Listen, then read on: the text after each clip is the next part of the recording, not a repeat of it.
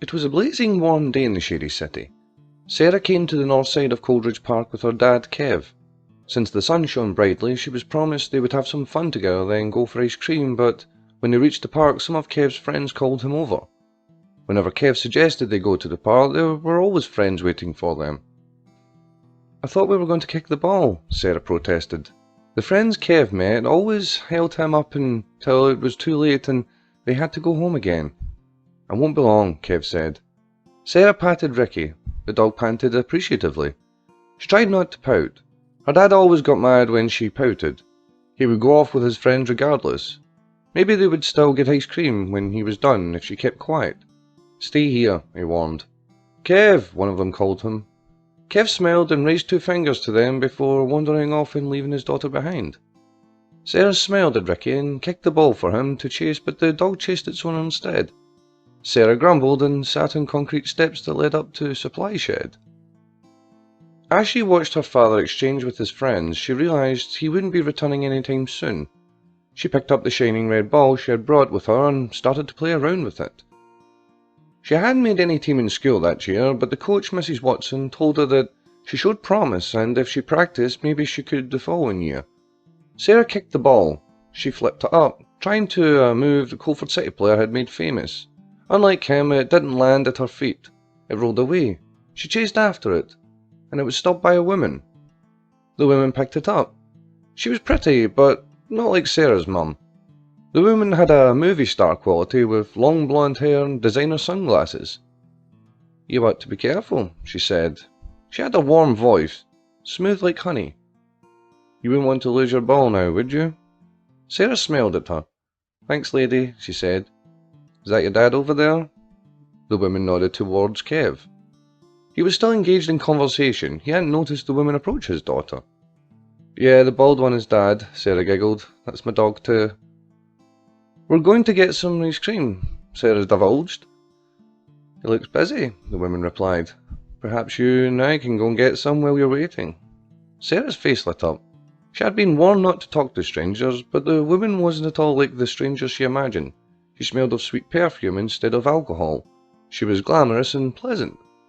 She was not at all like the rough-looking, gin-soaked men she had been warned of. The way she passed Sarah's ball back to her was engaging and fun. She really did want the ice cream. It was still early morning, but the temperature was soaring. "I'm not supposed to leave the park." The woman ignored her statement. "You know, I don't even have a favourite flavour. Maybe you could help me pick one out. You can go and get some for your dad too. His name's Kev, right?" Sarah was surprised. "You know him?" "Of course I do," said the woman. "I know you too, Sarah." Sarah beamed. "Yeah, that's right." The woman pulled her sunglasses down and smiled at the child. She had a prominent gap between her front teeth that gave her a girlish, almost whimsical appearance. "How do you know my dad?" Sarah asked. "Let's get that ice cream and I'll tell you all about it." "What's your name?" Sarah asked. "Tabitha," was the reply. When Kev finished talking to his friends, one of whom he sold Ricky to, he returned to the steps to find his daughter was gone, and all that was left behind was a shiny red ball. I had been so angered by Dennis' story of how Tabitha had come to own the Knock Knock Club and how he came to be involved, I didn't sleep at all that night. I locked the door of the room I had been given and lay on the bed to rest. I gathered my strength and waited for the morning when I could take the evidence I had to CPD. I gave myself some time to shake off any suspicion or watch the club had over me. It was early morning when I emerged again. I was glad to find none of the staff were there yet. Dennis would be nursing his wounds. I didn't have to worry about him. He wouldn't admit he had been talking to a reporter anyway. Tabitha, on the other hand, could make things very difficult for me. It was when I reached the main part of the club I saw little girl Sarah sat at a table. She was completely unaware of the danger she was in. Damn it, I thought to myself. I couldn't leave her there. "Hey," I said. She looked up and smiled back at me. She was a cute kid, blonde hair and warm eyes. She seemed familiar somehow. "Hey," Sarah replied. "What brings you here?" I took a breath and tried to sound as casual as possible. "The lady told me I was to wait here," Sarah explained. "She's getting ice cream." I kept my distance, not wanting to scare her, but I had a feeling I knew the lady she referred to. I was running out of time. Ice cream for breakfast? I'll give you a stomachache. Sarah shrugged with a smile. The lady that told you to wait here, was she tall, slim, gap in her teeth, kinda goofy looking? Sarah laughed. Yeah, Tabitha, she said. Time was definitely running out. Listen to me, kid, I said. Try not to frighten her with my sudden seriousness. My name is Sam. That lady is not your friend, I said. Sarah seemed confused. I should wait here. I was filthy, unshaven, and still stank of last night's booze. I could see why the girl wouldn't trust me over Tabitha. Where are your parents? I asked. I was at the park with my dad, she said. Tabitha brought me here and told me to wait for her. You can't stay here, I urged. Tabitha will be back any moment. You're going to get hurt here. I'll take you back to your dad. We have to leave now. Sarah blinked. She must have read something on my face because her instincts told her to believe me. She hadn't felt quite right coming to the club without her dad knowing. She stood and followed me. Don't worry, I told her. I'll look out for you.